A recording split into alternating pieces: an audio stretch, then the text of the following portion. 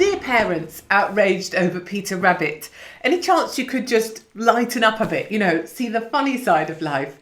Yes, I know, little Theobald is allergic to 28 kinds of foodstuffs, including nuts, chai latte and digestive biscuits.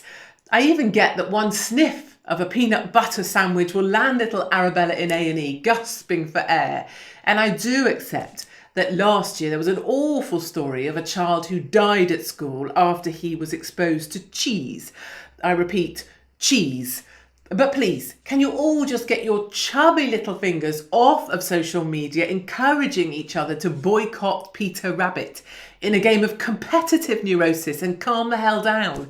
It's a bloody rabbit, a computer-generated, digitally manipulated thing of nothingness. Even his fur is fake, which I would have thought would have pleased the militant vegans like yourself.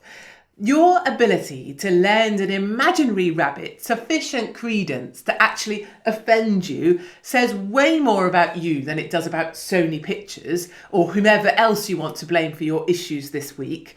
How the hell did you survive Tom and Jerry? If you're wondering what all the outrage is about, in Peter Rabbit, the movie, Peter Rabbit and his mates attack Tom McGregor with blackberries, knowing he's allergic to them, and he quickly goes into anaphylactic shock and has to stab himself in the leg with an EpiPen. Imagine my shook. Excuse my cynicism, but food allergies are very much in vogue. Allergic reactions to food have increased over 5 times in the last decade. If you aren't gluten-free, you're virtually prehistoric cheddar man. And remember, kids, cheese can kill. It's strange, but you don't meet many gluten-free kids in Syrian refugee camps or kids with nut allergies displaced from the Yemen. Funny that.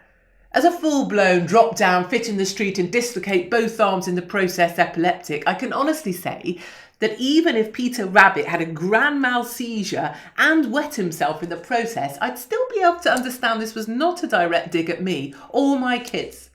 The American group Kids with Food Allergies Foundation issued parents with a Facebook warning about the film, saying that food allergy jokes are harmful to our community.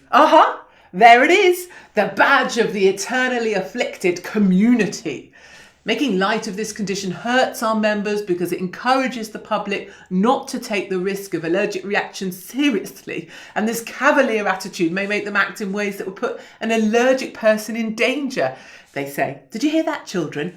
Never be cavalier, unless you're a spaniel, especially not about nuts or gluten or cheese.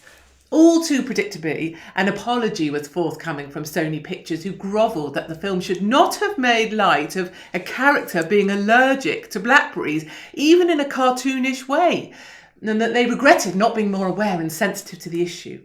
But that wasn't enough. Take it from me, never apologise. It will either be too little, too late, or too disingenuous. Once the offendertrons get a hashtag and a hard-on, only blood will do. Boycott Peter Rabbit is the most tragic case of its kind. What next? Boycott butterflies? I wonder what Beatrix Potter would make of these pathetic parents.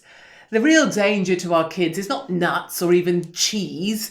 It's obsessive parents like these, with a hashtag and a hard-on. We will make America great again.